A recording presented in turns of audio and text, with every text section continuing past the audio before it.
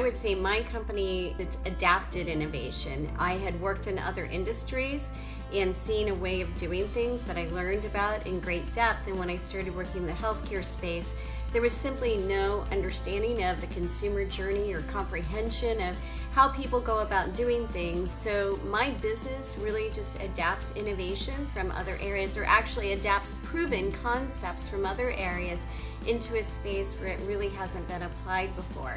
And we've actually done that not just with our product, but our entire business model. Very calculated risks. So I don't necessarily think of myself personally as a risk taker. I'm not like, into risky behaviors and, even Elise's motorcycles. I'd be terrified to be on one of those. So I myself am not like an innovation junkie or a risk junkie. I'm like, well, tell me, how is this going to actually yield a better result in this specific area? What's your hypothesis? And let's take theory to practice and try that. And if that works and let's learn about it, then let's keep doing more of it.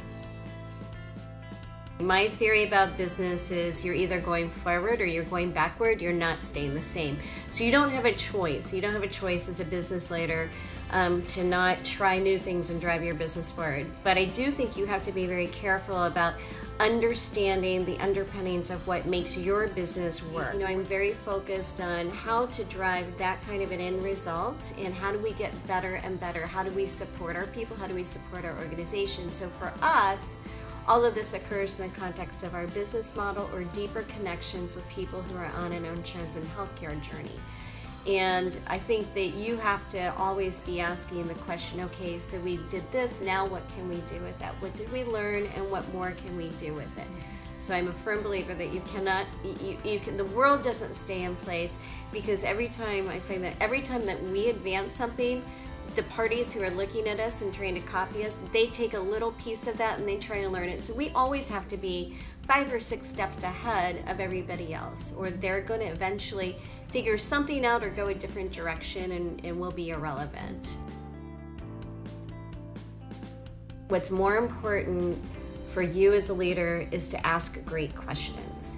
You have to be curious. The best tactic is to start asking questions. Say, tell me about this, help me understand this. What if?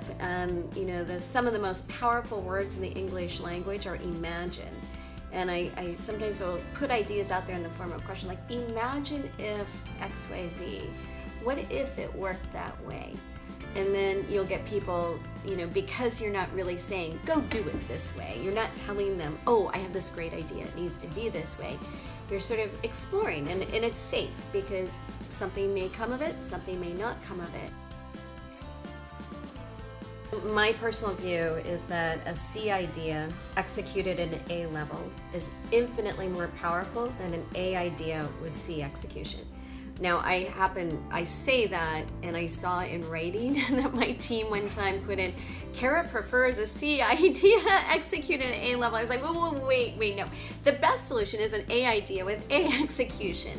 But the bottom line is you don't really know how good your idea is, and the power is, I truly believe the power of ideas is how effectively they're executed. So the key thing is have enough grain of an idea that, and you've done that exploration, like I was talking about a minute ago, of the imagine if. Give me your best thinking on how this might work, and what are the pitfalls of it? What could take this down? What would be a really bad outcome, and what would be a great outcome, and what would be the variables that would impact that? And based on that, then you sort of already laid out your plan for how you can execute. And then it's like, okay, we just need to go do it. But bias toward action is very important, and excellence in execution is critical. Your business ebbs and flows, and for me, at each stage of your business, quite frankly, you have to completely transform yourself into somebody different and what your business needs. And the nice part of that is it also creates space for me to say, oh great, I've done all this, I've proven myself, I've done all this, this is, it's time for me to step back, it's time for me to have a life.